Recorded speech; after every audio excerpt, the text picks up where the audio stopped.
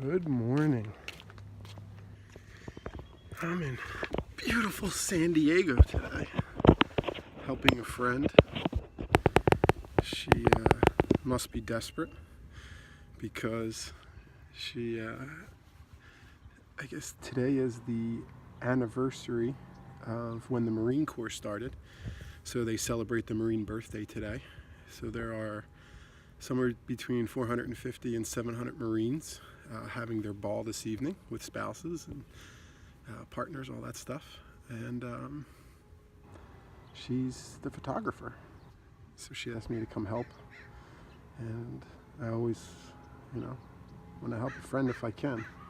And she's taught me a lot about photography, so I'm happy to be of service for her.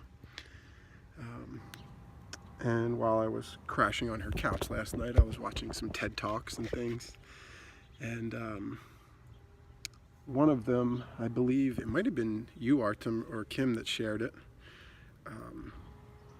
was from a gentleman who travels a lot with the Dalai Lama. And I had a little personal story that triggered that relevance to me. It's something that I have experienced. And the gentleman basically the talk was, it's more dangerous to pretend you know than it is to be ignorant. And how I experienced that firsthand was when I was on the Soul Roll, my 500-mile electric skateboard ride. I was standing in front of a woman, bawling her eyes out, because she had to take her dog to the shelter. She didn't know what else to do. She felt completely hopeless.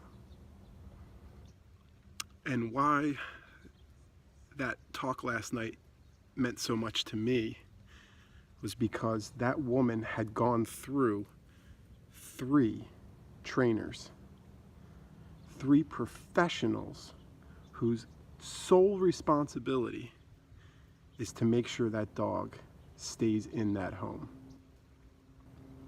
And I know what everybody says. We tend to blame the owners. They probably didn't do this. They probably didn't do that. But from what I heard from her, she put a lot of effort in. She put a lot of effort into ball chasing, tug, tools, external responsibility of the dog. All of those things for that particular dog put that dog in a situation where they might die.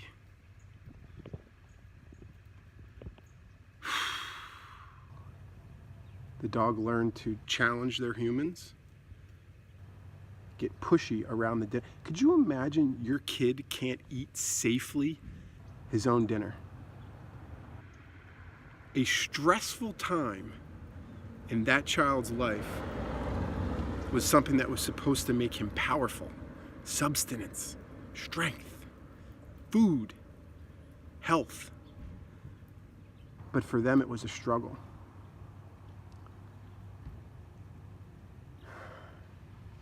It's more powerful. It's more powerful to just say, I don't know. So what I think about is those 3 people, professionals, are out there today exchanging knowledge for money. And every one of those people could potentially end up in the same place. The woman had a interesting history. After talking with her for about 6 seconds, I realized she was not from America. She was from Ireland. And she said 2 things that were pretty interesting. One was it didn't feel right, what she was doing. It's not the way they did it as a kid. So first off, if it doesn't feel right, that could be a clue. Could be a clue.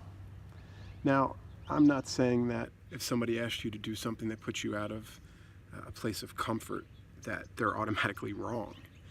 But this person had a lot of skills as far as realizing the possible nature, or the respect for nature that her father showed when they were raising dogs. They had working dogs. I think they were border collies. They had sheep and some things like that. So the dogs were working dogs. So that was her first trigger, but she ignored her own feeling because she had a professional in front of her. Somebody that was their job was to keep that dog out of the shelter, to provide the relief the people needed from their stress, their fear. And the other thing that was kind of interesting is she said, if my dad knew that my own dog bit me, he probably would have taken this dog out behind the shed and shot him. And I think she was surprised by my answer when I said, and he probably would have been right. And the reason is, the dog would have never bit you. The dog would have never challenged you unless he was genetically broken. So it probably would have been rationalized. The dog probably would have been mentally dysfunctional. And when I said that to her, it hit her. She realized what was happening. So she didn't want to leave the dog at the shelter that day. She was willing to obviously continue to foster the dog until they could get a home for the dog. So she said, what can I do while we're having this? It's really scary for my family.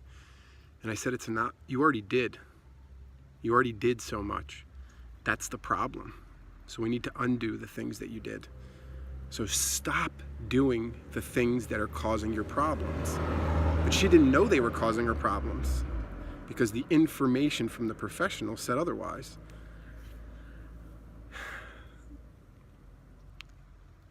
Every time she had a weak moment, the dog tried to climb on her when she was crying. So that was a huge indication to what the dog felt her responsibility was.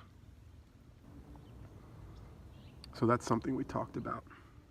If your dog is looking into the world and you're giving them affection, you're telling them what they're doing is what you want. And if you're not clear on what they're thinking, then you could be causing your own problem. So how was she feeling? She was feeling uneasy, sad, hopeless.